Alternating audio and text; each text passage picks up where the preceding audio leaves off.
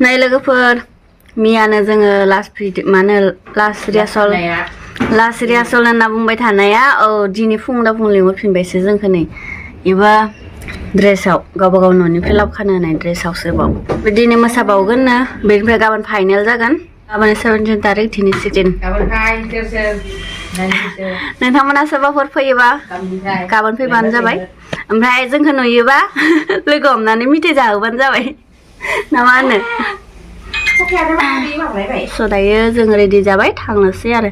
थांफिननांसिगोन उपाय गैया जि बाखादोंमोन दिनै सुटि होननानै जि रंजालायदोंमोन गोबाव उन्दुलायदोंमोन ओमफ्राय आंना गारमायाबा मादिबा जाना दं आरो ना ओमफ्राय दायो जों रेडि जागासिनो ओमफ्राय थांसै नै जोंना थांनो रेडि लेग पिस जानांगोन र' नै इयाव जोंनि केफियाव KFC आंनो मोनजाबाय बासाव गाखोलायबाय जोंहा थांलायनो रेडि थांलायनोसै जोंहा नै आयौ गादियाव सान्दुं ओंखारदो मा ओइ बेखौथ' बर'जों लिरना होनो हायोमोन न' साला बर'जों लिरबा बेसे मोजांमोन नै थेवबो दिनै खानसे जानला मोनला हाबबावनो हागोन ओमफ्राय नेक्स्ट गाबोननो हाबनो मोननाय नंला आरो जानला मोनला मानसिफोरा माबानांसिगोन टिकेट पास जों दायो ब्रेकफास्ट जाहैनोसै कुपनबो लाबाय नै कुपन सिख्लाफोरा देलाय फैसोदो जोंना दिनै ड्रेस गाननो मोना मेम दिनै ड्रेस गाननो दोनैला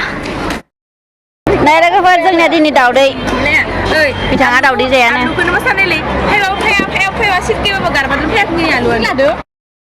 दायो फिल्डआव फैलायबाय नै ओंखाम जाखांनानै जोंहा सेन्देल गोमाबाय थानायनि जोंनिया मा खालामदो माला बानायबाय आरो सेन्देलनि एबार सोरखासिनिखौ खावो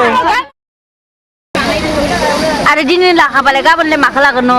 एख' नङालाय दिनै लायाबाबो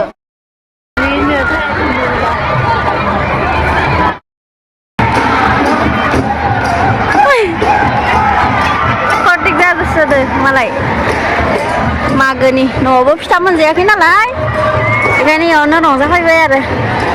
जि मानसिफोरा रिल्स बानायसोदों मालाय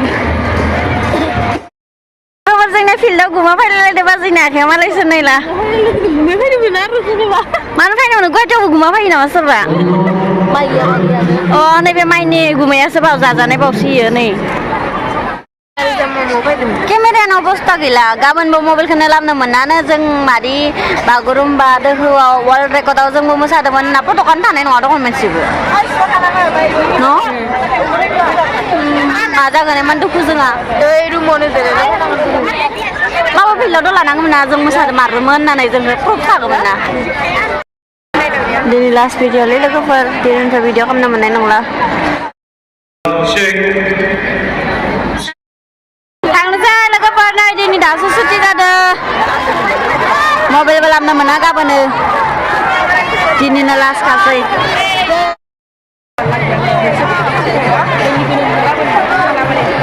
नैखौबो होदो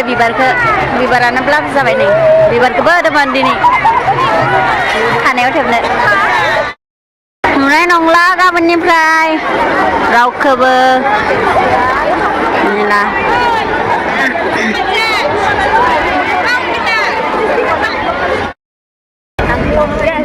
बागुरुम्बा दोहौ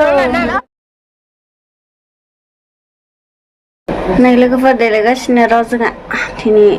लास्ट फाइनेल मोसागोन दिनै जोङो ओमफ्राय देलायगासिनो मोदाय बायदि सोंदो नामालाय फाइनेल लुकखौ खोन्थिगासिनो र' नोंथांमोननो नै लोगोफोर जोंना ड्रेसा दिनै गानसै नैबे फटाखौ जों बायदो बेनिफ्राय नै आसान होदोंमोन बेनिफ्राय सना फुलखुरि माला नैबे रेगे रेगां आर'नाइ आरो लांगा दख'ना गाननोसै दख'नायानो जि राखावखावलै लोगोफोर नै गानग'नो हालायलायाखै नै ग्राउन्ड बायसासो जालायलांबाय आं सहायनो हाला दे बेखौ गाननानै मादि ओरै मोसागोन मालायफोरा मादि गानदों मिथिया दे खिन्थु माथा मोजां मोनग्राफोराथ' गाननो हागोन ना जोंहाथ' आंथ' माथाखौनो गानखाया आयौ हेल' नोङो मुसुगुरखौ जाखिनो थांबाय मुसुगुरखौ जाखिनो थांबाय ओमफ्राय माखौ दाखिना फैखो फाउन्डेसनखौसो फोनना हरसिबाय आं गाबनो फासबायहाय उदैखिनि पेटलिटलि मादियाव साइस नुखादो सुनो माबा सेबनो बाया माबायानो राखाव दखनायानो रेडि जाखांबाय नाय लोगोफोर जोंहा बे सिख्लाफोरा इथिं देलायगासिनो दायो थांसै दे दसे थांसैया जा लोगोफोर नै जि समायना सिख्लाफोर फैबाय थादै लिरदो नों फट' खालामदो लिरखो नै जा समायना सिख्लाफोरा फटक लागासिनो लोगोफोर फाइनालि दिनै जों मोसागोन 17 जानुवारि दिनै नरेन्द्र मदि बिथां सारा फैगोन जों बिराद एक्साइटेड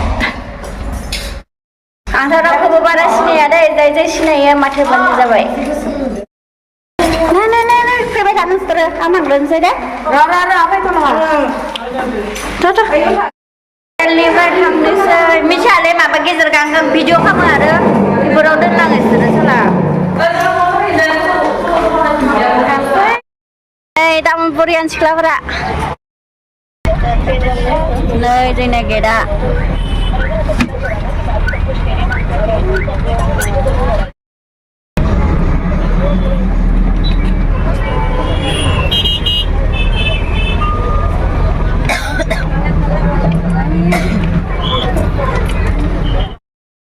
लासाव फोनाङा होमबा माबा जायोलै मावा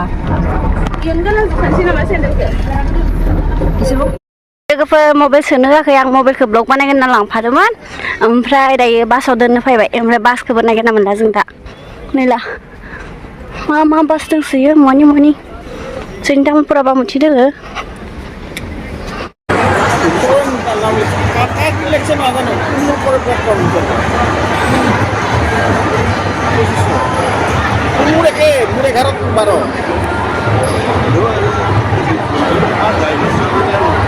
देवी सज्जन हमारे यशस्वी प्रधानमंत्री श्री नरेंद्र मोदी जी मंच पर पहुंच चुके हैं और सर्वप्रथम शक्ति दिवस के पुण्य अवसर पर असम के सांस्कृतिक विभूति रूपों में फेस्टिवल कराने वाले के छवि पर श्रद्धा सुमन अर्पित करेंगे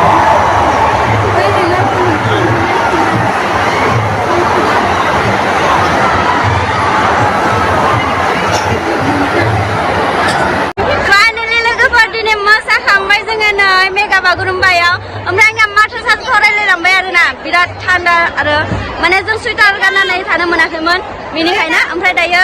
जोङो मोसाखांजोब्बाय ओमफ्राय दायो थांसै मबाइलबो लानो मोनाखै आं मालायनि मबाइलजोंसो सुट खालामदों नै मबाइल मालिका लोगोफोर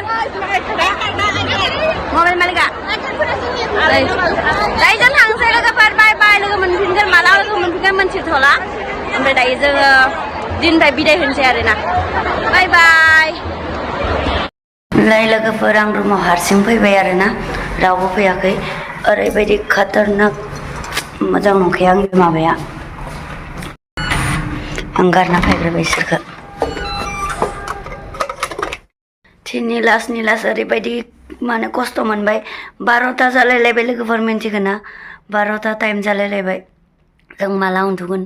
माला पेकिं खालामगोन गाबोन फुङावनो आरो न'आव थांफिननांगौ माथो साथो थरायलायलांबाय बासानो जोंनि बास ड्राइभारानो माने गैया आरोना बेलेग बासावसो फैनो गोनां जादों आरो जि बासखौ लाबोदो बिबो लामाखौनो सिनाया बे मुथि फिटिंना लाना फैदों 12ता जालायलायबाय दायो आङो थाब पेकिं खालामनि ओमफ्राय मोखांफोरखौबो मेकआपफोरखौ रिमुभ खालामनि ओमफ्राय जोङो जा आरो बिराद भय पादुरि ना जोङो जा आरो मबाइलखौनो थुनो मोना होननानै लाङासै ओमफ्राय आंहा ब्लगखौनो बानायनो मोनासै आरो जि खस्थ' मोनबाय आंहा आफस'स जालायलायदों आं मालायफोरा लासोदो ओमफ्राय आंहासो लायासै